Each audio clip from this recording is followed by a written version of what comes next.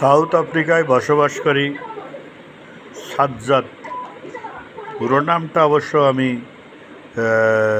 জানি না বা জানার চেষ্টা করিনি, কারণ এই মুহূর্তে কারোর পরিচয়টা জানাও আসলে খুব কঠিন। উনি গোপালগঞ্জের ছেলে। গোপালগঞ্জের বিভিন্ন নেতাকর্মীদেরকে উনি সাহায্য করেন, বিপদগ্রস্তদের মামলায় সাহায্য করেন, বিভিন্ন সময় পোস্টারিংও করেন বঙ্গবন্ধু কন্যা শেখ হাসিনার পক্ষে। মাঝে মাঝে উনি যে বিভিন্ন লোকের টাকা দেয়, তার কিছু ওই যে পাঠানোর চিত্র আমার কাছে পাঠায়। যাই হোক, উনি যে মানুষের পাশে আছে এটা ঠিক আছে, বিভিন্ন মানুষের সাথে কথা বলেন, বঙ্গবন্ধু কন্যার পক্ষে ভূমিকা রাখার জন্য আহ্বান করেন। সম্প্রতি উনি আমাকে একটা অনুরোধ করেছেন, সেটা হচ্ছে আমরা প্রবাসে থেকে জানতে পেরেছি বঙ্গবন্ধু কন্যা শেখ হাসিনা আওয়ামী লীগ সহ তার বিভিন্ন সংগঠনের কমিটির বিষয়ে ভাবছেন, এবং ফেসবুক, ইউটিউব বা বিভিন্ন মাধ্যমে এগুলো দেখি।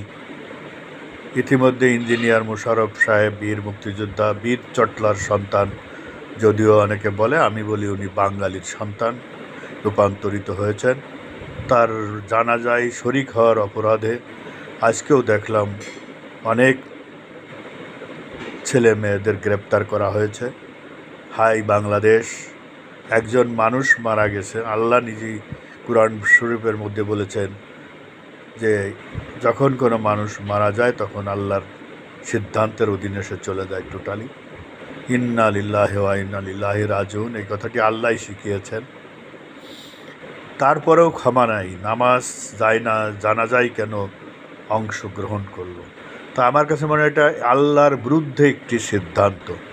সরকার যদি জেনে বুঝে এই কাজটি করে থাকে, বা সরকারের যে অর্গানটা এই কাজটি করেছে জানা যায়, তার মানে কি তারা কি কাফের হয়ে গেল? একবার ভাবেন তো, একজন মুসলিম হিসেবে যেখানে জানাজায় অংশগ্রহণ করা একজন মুসলমানের দায়িত্ব, ফরজের মধ্যে পড়ে, যখন সেই মেসেজটি পড়বে তখন যেন সে তার জানাজায় শরিক হয় বা তার জন্য দোয়া করে, এবং সেই দোয়াটাও আল্লাহ শিখিয়ে দিয়েছে।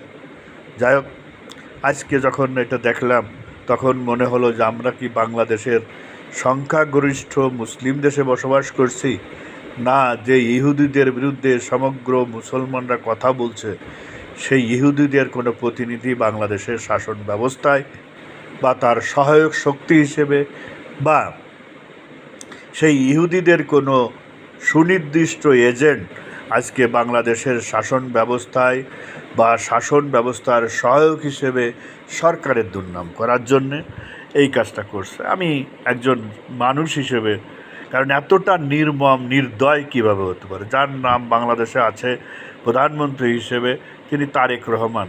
নামে তো অবশ্যই আমরা বুঝছি যে তিনি একজন মুসলিম বা মুসলমান এবং ইসলাম ধর্মকে অনুসরণ করে।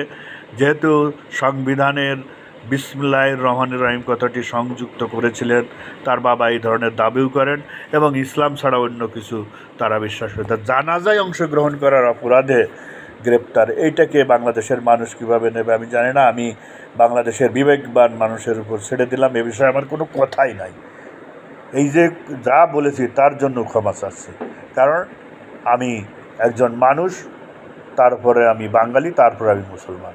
তা সেই মুসলমান হিসেবে আর কথা বলবার অধিকার না। আমি যদি প্রথমে মুসলমান হয়ে যাই, দেখা গেলো আমার ধরে নিয়ে যেতে পারে। তা সেই অবস্থার ভিতর দিয়ে আমি সেই সাজ্জাদ ভাইয়ের রেফারেন্সে যে কথাটি বলবার চেষ্টা করছি, উনি বলেছেন যে বাংলাদেশে বর্তমানে যারা আছে, যারা জয় বাংলা বলে বা যারা কাজ করতে চায়, যারা বঙ্গবন্ধু কন্যাকে দেশে ফিরিয়ে আনতে চায়, তাদের ভিতর থেকে যেন কমিটি হয়। আমি বললাম যে ভাই, আপনার কথাটা তো আর আমি কাউকে দিতে পারবো না, আমি একটা ভিডিও বার্তা করে দেব। তারপরে যদি কেউ সমর্থন করে, কোনো বিবেকবান যারা দায়িত্বে আছে, এখন ঘটনা হয়েছে যারা কমিটি করছে তারা কি সেই লোক যাদের বিরুদ্ধে আপনি বলতেছেন? তারা কি সেই শয়তানের প্রতিনিধি যারা বঙ্গবন্ধু কন্যাকে এদেশ থেকে বিতাড়িত করবার জন্য সহযোগিতা করেছে, যার বিরুদ্ধে আপনি আঙ্গুল তুলছেন বিভিন্ন সময়ে তারা সংগঠনে অনুপ্রবেশকারী, তারাই কি এখন সংগঠনের দায়িত্ব প্রাপ্ত কিনা তা তো আর আমি বলতে পারবো না, বলতে পারবো না।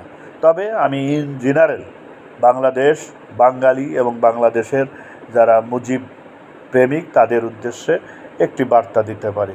প্রতিবাদ তারা করবে, বাংলাদেশের যেখানেই কমিটি হোক, যদি বঙ্গবন্ধু কন্যার নির্দেশনার বাইরে, তৃণমূলের বাইরে কমিটি করে কেউ, সেই তৃণমূল যেন প্রতিবাদ করে, সেই উদ্দেশ্যে আমি একটা বার্তা দিতে পারি।